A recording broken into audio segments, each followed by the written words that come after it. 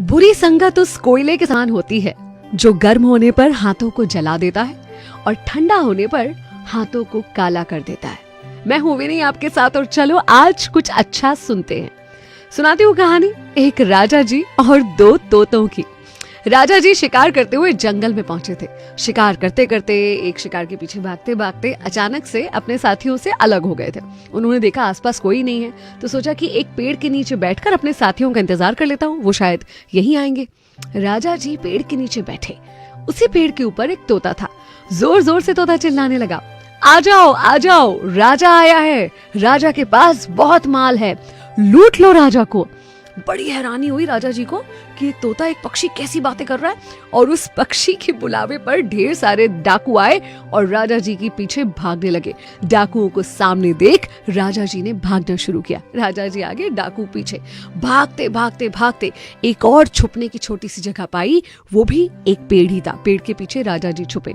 उस पेड़ पर भी एक तोता था और उस तोते ने राजा जी से कहा, आइए महाशय, इस कुटिया में आपका स्वागत है। थोड़े ही दूर हमारे ऋषि की कुटी है, मैं आपको वहां आने का निमंत्रण देता हूँ। राजा जी को बड़ी हैरत हुई कि एक वो तोता था, एक ये तोता है। राजा जी उस तोते के आग्रह पर उसके साथ गए और उन ऋषि की कुटिया में उन्होंने प्रवेश किया। ऋषि ने उनसे पूछा कि क्यों घबराए हैं, क्यों भाग रहे हैं। राजा ने सारी कहानी बताई। उन्होंने कहा, अब आप चिंता मत कीजिए, यहाँ आप सुरक्षित हैं, विश्राम कीजिए, थोड़ा पानी वानी पी लीजिए। राजा ने पानी पिया, लेकिन फिर भी राजा के माथे पर चिंता की लकीरें साफ नजर आ रही थी।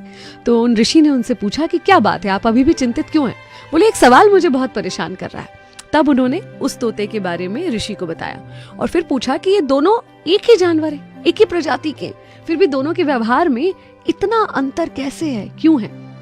ऋषि ने कहा कि सीधी सी बात है, संगति का असर है। ये तोता मेरी संगति में रहता है और वो तोता डाकुओं की संगति में रहता है। एक्चुअली हम जिन लोगों के साथ रहते हैं ना, हमें पता भी नहीं चलता है कि वो कितना प्रभाव हम पे छोड़ रहे हैं और कब हम धीरे धीरे उनके जैसे बन जाते हैं, हमें बिल्कुल पता नहीं चलता। बचपन से हमारे माता पिता ये कहते आए हैं, अच्छी संगत रखिए।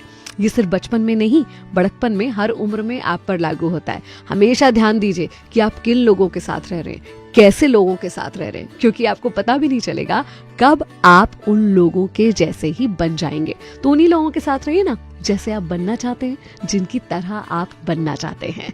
विनी आपके साथ, चलो आज कुछ अच्छा सुनते हैं।